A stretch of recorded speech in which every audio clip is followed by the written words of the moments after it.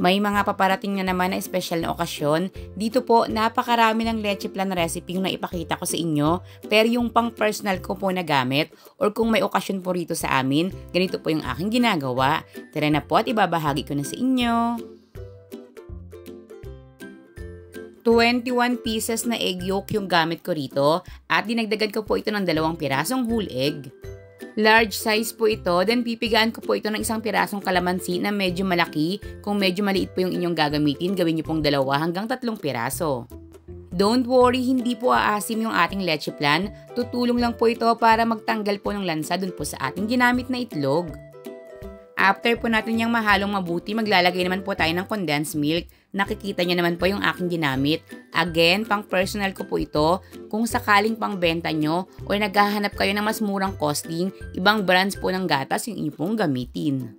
3 lata ng tig 300 ml po ng condensed milk yung ating nilagay at 3 lata rin naman po ng evaporated milk na tig 360 ml naman po. Kung gusto nyo nga rin po pala ritong maglagay ng vanilla extract, pwede po kayong maglagay ng 1 teaspoon. I-mix lang po natin itong mabuti. Then ang isa rin po sa nakakatulong para ma-achieve po natin yung makinis na texture ng ating leche plan, salain po natin ito ng maraming beses.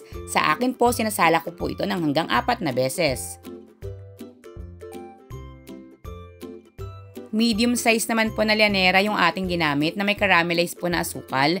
Dito po, bawat llanera 1 cup po ng ating mixture yung aking nilalagay. Dagdag tips lang po, after nyo po itong mailagay sa inyong mga llanera, much better pong i-rest nyo ng at least 30 minutes. Tutulong rin po ito para sa smooth na resulta ng ating pong leche plan. Then, babalutin po natin ito ng aluminum foil lang sa ganon hindi po ito matuluan ng tubig once na ini-steam na po natin.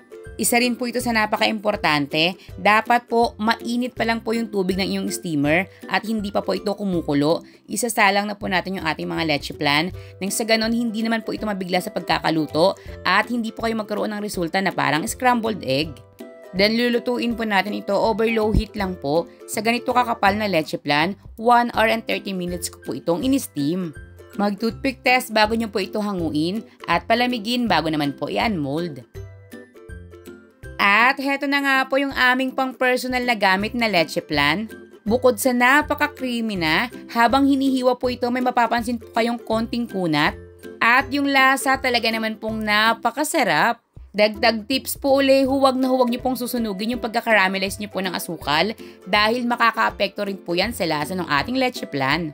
Sundin nyo lang po talaga yung sangkap, proseso at mga tips na aking binigay para pareho po tayo ng maging outcome.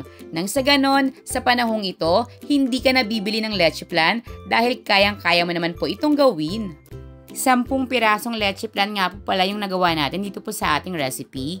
At isa nga po ito sa pinaka-aabangan sa tuwing kami ay may okasyon dito po sa aming tahanan.